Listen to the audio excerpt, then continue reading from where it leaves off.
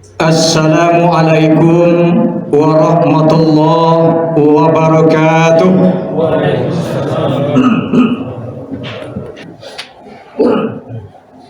Alhamdulillahillazi unzilal Qur'an hudal linnas wa bainati minal huda wal furqan. Asyhadu an la ilaha illallah wahdahu la syarikalah wa asyhadu anna Muhammadan abduhu wa rasuluh sallallahu alaihi wasallam la nabiyya ba'da. Allahumma fassalli ala Muhammad wa ala alihi wa ashabihi ajma'in amma ba'du. Fa ya ibadallah, usikum wa iyaya bittaqullah faqad fazal muttaqun. Ittaqullaha haqqa tuqatih wa la tamutunna illa wa antum muslimun. Qala Allah Ta'ala fil Qur'anil Karim, na'udzubillahi minasyaitonir rajim. Bismillahirrahmanirrahim. Iza jaa nasrullahi wal fath wa ra'aitan nasa yadkhuluna fi dinillahi afwaja fasabbih bihamdi rabbika wastaghfir innahu kana tawwaba. Shadaqallahul azim. Dan jika telah datang pertolongan dari Allah dan kemenangan, dan kamu saksikan manusia berbondong-bondong masuk agama Allah, maka bertasbihlah kamu kepada Allah dan minta ampunlah kepadanya. Sesungguhnya Allah Maha penerima taubat, Maha benar Allah dengan segala firman-Nya. Surat An-Nasr ayat 1-3. Bapak-bapak dan saudara-saudaraku sidang jemaah Jumat rahimakumullah, kembali ucapan rasa puji dan syukur kita sampaikan kepada Allah Subhanahu wa Ta'ala. Alhamdulillah, sampai detik ini limpahan rahmat, nikmat dan karunia-Nya masih kita rasakan, sehingga kita bisa melangkahkan kaki, mengayunkan tangan, meninggalkan kesibukan-kesibukan duniawi kita untuk memenuhi panggilan Allah bagi setiap seorang laki-laki yang sudah baligh dan berakal, yakni melaksanakan ibadah Jumat di rumah Allah yang sama-sama kita cintai ini. Kemudian salawat dan salam buat junjungan kita Nabi besar Muhammad sallallahu alaihi wasallam. Bapak dan saudaraku sidang jemaah Jumat rahimakumullah, insyaallah besok bangsa kita akan merayakan hari kemerdekaannya yang ke-79. Waktu yang cukup panjang. Waktu kalau kita ukur dengan kehidupan manusia sudah berada dalam kondisi tua renta. Namun Bapak dan saudaraku, sebuah pertanyaan, apakah kita sudah betul-betul merdeka? Kalau kita lihat dari segi fisik, Pak, memang kita sudah lepas dari penjajahan kolonial Belanda, Jepang, dan juga ada negara daerah kita yang dijajah oleh Portugis. Secara fisik iya, tapi Bapak mohon maaf, secara mental spiritual kita bangsa ini masih terjajah. Terjajah oleh apa? Paham sekuler. Terjajah oleh apa? Paham liberal. Itu yang sedang menjajah dan menggerogoti sendi-sendi kehidupan generasi muda kita saat ini, Pak. Kehidupan kita saat ini digerogoti, dijajah oleh itu. Bukti, Pak, bangsa kita akan merayakan kemerdekaan. Anak-anak kita dipercayakan untuk mengibarkan bendera sangsaka merah putih nantinya. Tapi, Pak, dengan dalil peraturan, dengan dalil ini sudah ada ketentuan, anak-anak gadis kita dipaksa untuk membuka jilbabnya ketika mengibarkan sangsaka merah putih ini. Bapak, bukankah bangsa kita ini merdeka? Kita akui bersama, Pak, bahwa itu adalah berkat rahmat Allah Subhanahu wa Ta'ala. Kita akui itu bersama dan dituangkan dalam pembukaan undang-undang kita. Artinya apa, Pak? Tetes darah para ulama kita, tetes darah nyawa para pejuang-pejuang agama kita, bercucuran hanya untuk meraih kemerdekaan ini.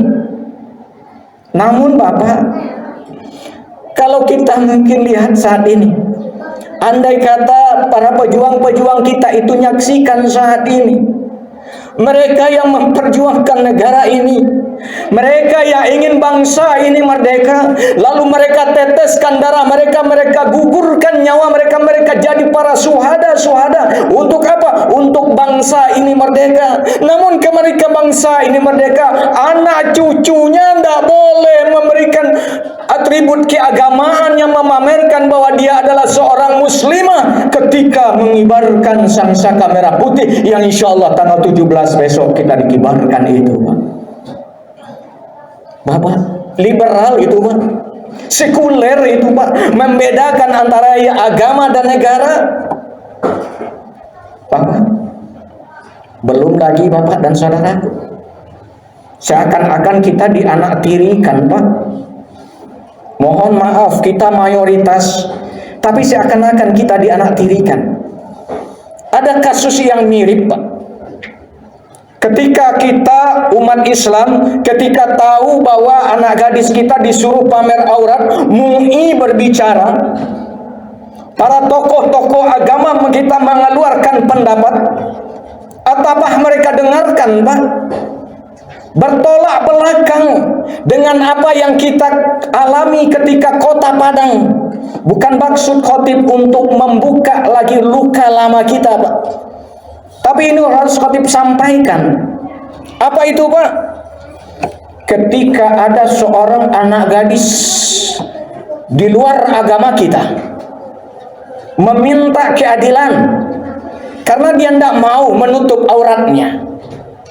Satu orang cuma, Pak, karena aturan Kota Padang, siswa-siswi yang merupakan tingkat SD sampai SMP, dia memakai pakaian yang muslimah.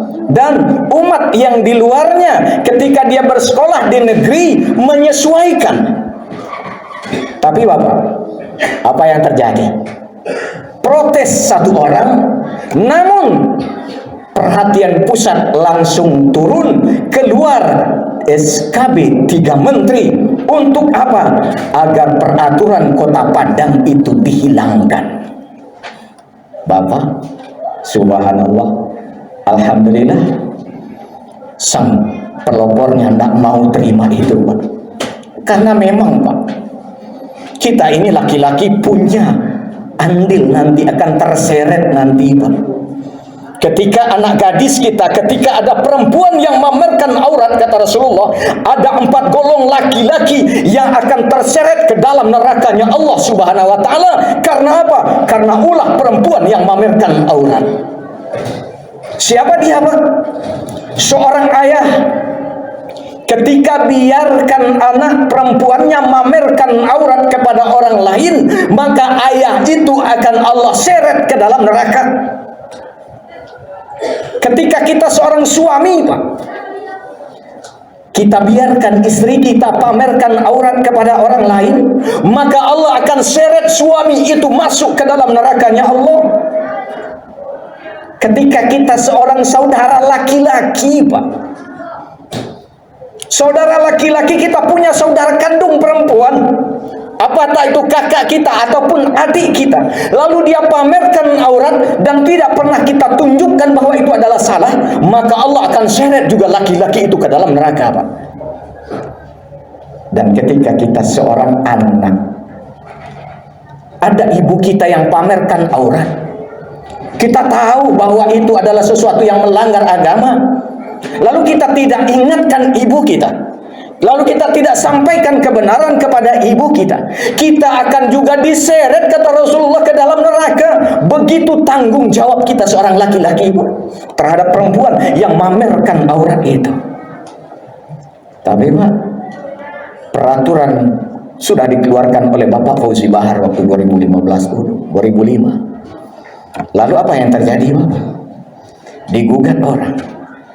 Namun alhamdulillah sang pencetus peraturan itu tidak mau tinggal diam.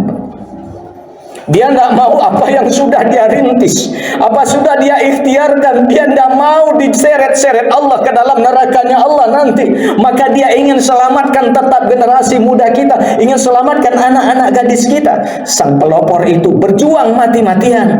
Dia bayar 100 orang pengacara untuk membatalkan SKB 3 Menteri itu. Dan alhamdulillah perjuangannya berhasil. Bapak, terlepas dari itu semua, bagaimana kita sesungguhnya sama-sama ingin melepaskan diri kita, melepaskan keluarga kita, melepaskan lingkungan kita dari kungkungan penjajahan yang namanya sekuler dan liberal itu.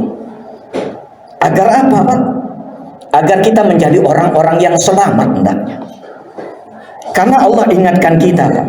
Di dalam surat At-Tahrim Allah katakan, ya ayyuhallazina amanu qu anfusakum wa ahlikum naro. Hai orang-orang yang beriman, peliharalah dirimu dan keluargamu dari siksaan api neraka. Artinya apa, Pak? Ternyata kita tidak bisa berbuat banyak berharap kepada pemimpin-pemimpin kita, Pak.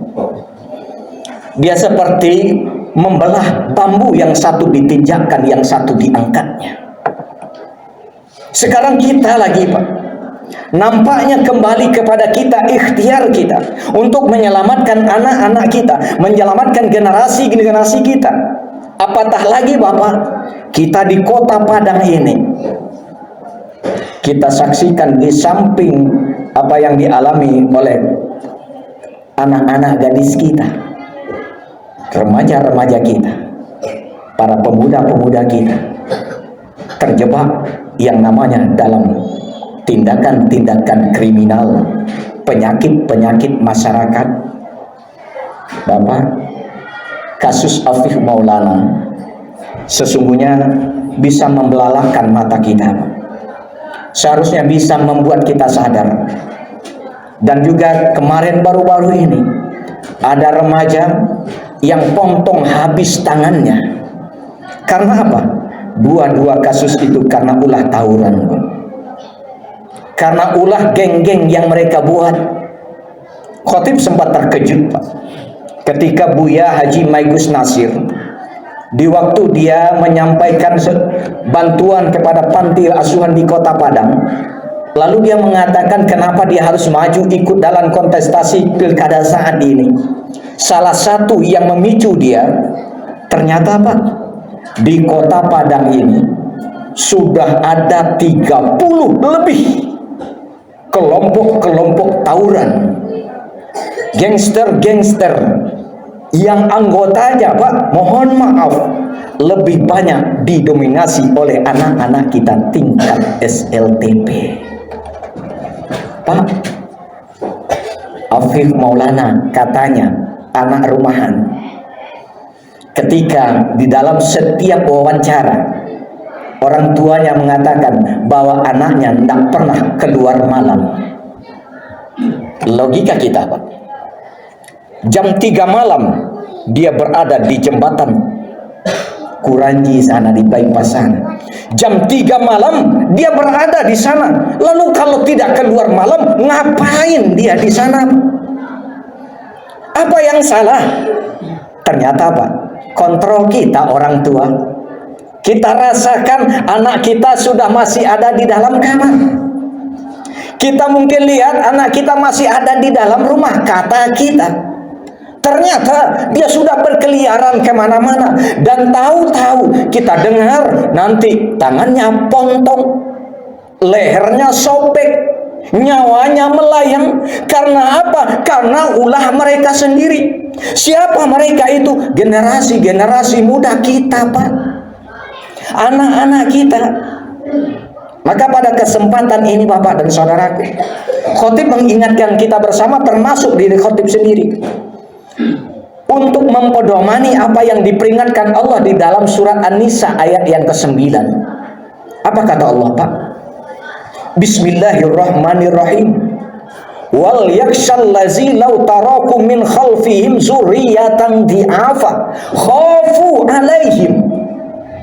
Hendak kamu takut, khawatir, gamang meninggalkan di belakangmu generasi-generasi yang lemah, yang kamu takut akan kesejahteraan mereka. Peringatan itu buat siapa, Pak? Buat kita. Akankah kita tinggalkan anak-anak kita yang suka tawuran itu, Pak? Akankah akan tinggalkan anak-anak gadis yang akan memamerkan aurat kepada kita, orang lain, Pak? Akankah kita tinggalkan generasi-generasi yang seperti ini ketika kita sudah tidak ada di dunia ini lagi, Bapak? Bapak, mohon maaf, mudah-mudahan bukan itu kita. Karena Rasul pernah ingatkan, Pak, ada orang tua yang kakinya selangkah lagi akan masuk ke dalam surganya Allah. Selangkah lagi, Pak. Lalu dicegat oleh malaikat untuk kembali ke mahkamahnya Allah. Kenapa, Pak? Karena ternyata anaknya sedang dihisab oleh Allah Subhanahu wa ta'ala. Anaknya, Pak, ayah rajin sholat, anak rajin maksiat. Ayah rajin datang ke masjid, anak rajin datang ke diskotik. Ayah rajin baca Quran, anak rajin baca kartu. Akhirnya apa, Bapak dan saudaraku? Bertolak belakang. Lalu, Pak, anak tadi di mahkamah Allah katakan, ya Allah, memang aku di dunia dulu, ya Allah, sangat-sangat jauh dari Engkau. Tapi bukan hanya salah aku, ya Allah. Kenapa? Ayahku, ya Allah, tidak pernah ingatkan aku untuk bagaimana cara menyembahmu, ya Allah. Ayahku tidak pernah mengajarkan bagaimana cara aku sujud itu, ya Allah. Ayahku tidak pernah kenalkan aku dengan Engkau, ya Allah. Bapak, apa yang terjadi? Ayah dan anak, kata Rasulullah, Allah sama-sama masukkan ke dalam neraka jahanam. Kenapa? Karena ayah sudah mengabaikan amanah yang Allah berikan kepada dia. Bapak, ini kembali kepada kita. Kita sudah merdeka, kata kita. Iya, secara lahiriah, iya. Secara batiniah, generasi muda kita, bangsa kita masih dijajah oleh yang namanya liberal itu, yang namanya sekuler itu, yang paham-paham yang membuat bangsa kita, generasi muda kita dicekoki dengan hal-hal yang membuat mereka terjebak pada perbuatan-perbuatan salah. Sehingga Bapak dan saudaraku, apa yang terjadi saat ini, potret generasi muda kita sudah mulai jauh dari agama. Fa'tabiru ya ulil absar la'allakum turhamun.